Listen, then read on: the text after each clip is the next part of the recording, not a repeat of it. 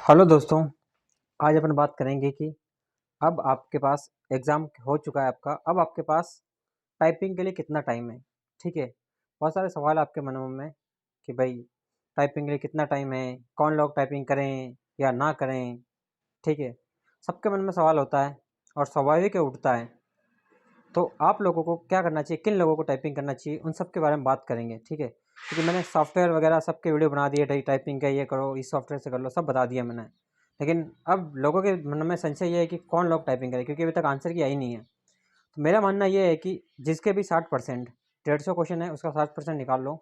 उतने अगर 60% आपके नंबर हैं, नंबर चाहे कह लो 60%, चाहे क्वेश्चन कह लो, कुछ भी कह लो, ठीक है? तो आप लोग टाइपिंग स्टार्ट कर दें। अगर मान लो आप, और उसके साथ साथ आप सिस्टम असिस्टेंट का फॉर्म भी भर दें, जो प्रोग्रामर में एलिजिबल है वो भी भर दें, ठीक है? तैयारी किसकी करनी या नहीं करनी वो आप डिसाइड कर लेना बाद में, लेकिन अभी जो फॉर्म चल रहे हैं वो ज़रूर भर दें पहले, ठीक है? अब बात करते हैं कि टाइपिंग के बाद आपको कितना टाइम मिलेगा, और टाइपिंग ये बता दिया मैंने कि 60% ऊपर वाले को सबको टाइपिंग करनी है। अगर मान लो आप बाई चांस, कहना नहीं चाहिए लेकिन देखो कुछ भी हो सकता है, ये क्योंकि प्रोडिक्शन कोई नहीं कर सकता है। मैं इस चीज़ का बिल्कुल भी दावा नहीं करता कि ये, लेकिन हाँ ये है कि अगर आपने टाइपिंग करी तो आपके अगले एग्ज़ाम में ज़रूर काम आएगी और आप निश्चित सफल हो जाओगे उस एग्ज़ाम, किसी एक एग्ज़ाम में। तो क्योंकि जॉब लगना बहुत इंपॉर्टेंट है, इसलिए नॉलेज आपका कहीं वेस्ट नहीं जाएगा। तो आप मेरे हिसाब से अभी 1 महीना है, आप थोड़ा तैयारी स्टार्ट करो दूसरे एग्ज़ाम की। उससे पहले आप एक बार 1 महीना लगभग यूँ समझिए कि आप, आपके देखो आंसर क्या आएगी, टाइम कितना मिलेगा आप उसके लिए कैलकुलेट कर लेते हैं, लेकिन आप तैयारी स्टार्ट कर दो। तो अब आपको क्या करना है, देखो टाइम आपके पास कितना मिलेगा उसके ऊपर बात कर लेते हैं पहले।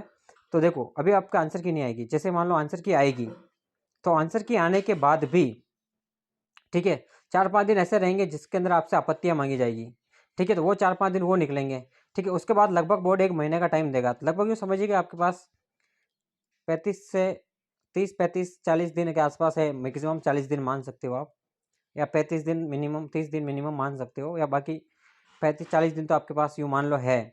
अगर कोई मिनिमम मान के चले तो वो मिनिमम मान के चलने का फ़ायदा ये रहता है कि कम टाइम में आप ज़्यादा तैयारी कर सको, ज़्यादा प्रैक्टिस कर सको, तो आपके बाकी का टाइम बच जाएगा, ठीक है? तो उससे क्या, अगर आपके लगभग अगर मान लो नहीं भी आया टाइपिंग में नंबर, तो आप अगले एग्ज़ाम की तैयारी करो, तो भी आपके पास पर्याप्त समय रहेगा, ठीक है? तो आप कम मान के चलें हमेशा, क्योंकि ज़्यादा मान के नहीं चलना चाहिए अपने को। कम टाइम में अगर आप प्रैक्टिस भी कर लोगे और अच्छी टाइपिंग तक पहुँच जाओगे, आपको सिर्फ क्वालीफाई करना है टाइपिंग को, अच्छे नंबरों से क्वालीफाइंग करना है आपको। उसके बाद आपकी जो कट ऑफ होगी वो आपके इन्हीं नंबरों से निकलेगी, सिर्फ टाइपिंग क्वालीफाइंग है। तो आपको जो आपके 15, जो आपके वर्ड दे रखे हैं 15 वर्ड पर मिनट, जो भी है आपके, जो 300 वर्ड करने हैं आपको 15 मिनट में, ठीक है? तो वो आपको मतलब 20 वर्ड पर मिनट है, तो उसके हिसाब से देख लो आप 15 के, 300 वर्ड आपको करना है, किसी भी हालत में करना है। एक्यूरेसी अच्छी रखनी है, बहुत से लोग बोल रहे हैं कि एक्यूरेसी कैसे रखनी है, तो मैं ये कहता हूँ कि एक्यूरेसी अच्छी रखनी है, जितनी हो उतनी रखनी है आपको। आप ये सोच के चलो कि मेरे को 100% रखनी है, देखो 100% किसी की नहीं होती है, ठीक है? ये बात स्वाभाविक है, सबके पता है, लेकिन आप अपनी कोशिश जरूर कर सकते हो। क्या पता 100% की तैयारी सोच के चलो आप 90, 80, 85, 75 तक तो एटलीस्ट पहुँचोगे ही पहुँचोगे ना।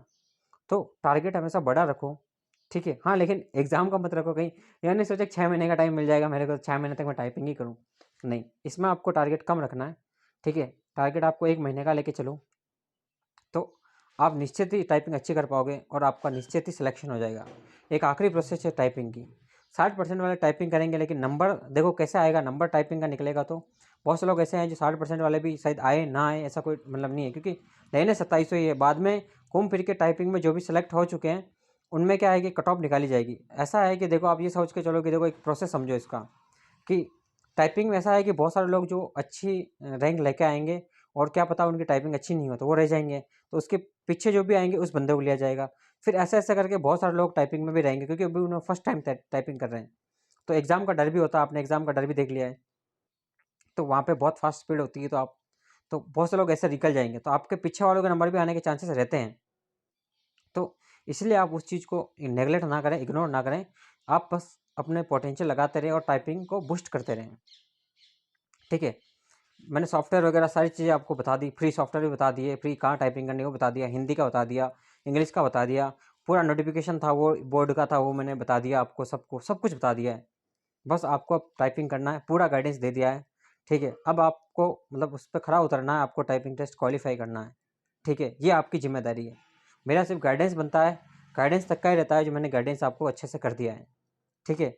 बाकी जो भी है सब कुछ आपको देखना है, आपका एग्ज़ाम है, जॉब आपको लगनी है, ठीक है। कभी इस चीज़ को ना सोचें कि मेरे को कोई गाइड कर रहा है या मेरे को कोई पढ़ा रहा है या कोचिंग वाले पढ़ा रहे हैं तो क्या मेरे को करूँ या ना करूँ। अपना खुद का सही विवेक भी कभी कभी यूज़ करें, वो सिर्फ गाइड कर सकते हैं आपको। कभी ये नहीं कह सकते कि आप किसी और को ब्लेम ना करें। आपके रिजल्ट आने के बाद बहुत से लोग ऐसे होंगे जो डिमोटिवेट होंगे कि भाई मैं इसमें टाइपिंग में नहीं आया, मेरा नंबर ऐसा आएगा। तो कभी भी आप किसी और को ब्लेम करना ना करें, मेरा मानना ये है, क्योंकि गलती हमेशा खुद की होती है, दूसरों को ब्लेम करने से कोई फ़ायदा नहीं है। सब लोग तैयारी अच्छी एफर्ट लगाते हैं, सब लोग आपको बढ़िया गाइड करते हैं, सब कहते हैं कि बढ़िया पढ़ो आप। लेकिन कहीं न कहीं आप कमी रह जाती है आपकी, तो आप उस कमी को सुधारने की कोशिश करें। ऐसा नहीं है कि आप मतलब दूसरों को ब्लेम करना स्टार्ट कर दें कि नहीं मेरी ये ऐसा हो जाता है, अगर इन्होंने सही पढ़ाया होता। कोई सही नहीं पढ़ाता, कोई सब अपनी तरफ से कोशिश करते हैं। क्या होता है वो सब वो ही जानते हैं, ठीक है? तो आप खुद को अब एफर्ट लगाना चाहिए और अगला एग्ज़ाम है, अगर आपको ये सीख मिली है तो आप अगले एग्ज़ाम में अच्छी तैयारी करना।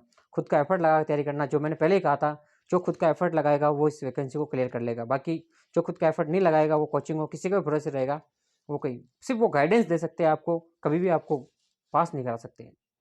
क्योंकि एग्ज़ाम अगर वो कितना ही अच्छा पढ़ा देंगे, सब कुछ याद होगा आपको, एग्ज़ाम में लिखना आपको ही है।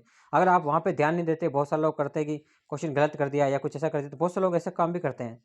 तो उनके खुद के गलत हो जाते हैं, डर की वजह से भर नहीं पाते, तो वो खुद की गलती होती है। एग्ज़ाम उसमें किसी और की गलती कहाँ से हो जाती है, ठीक है? तो खुद का सही विवेक यूज़ करें, ठीक है? और टाइपिंग स्टार्ट कर दें। मेरा मानना यही है, ठीक है? बाकी आपको वीडियो अच्छा लगा है तो आप इसको लाइक करें, चैनल को सब्सक्राइब कर लें। धन्यवाद।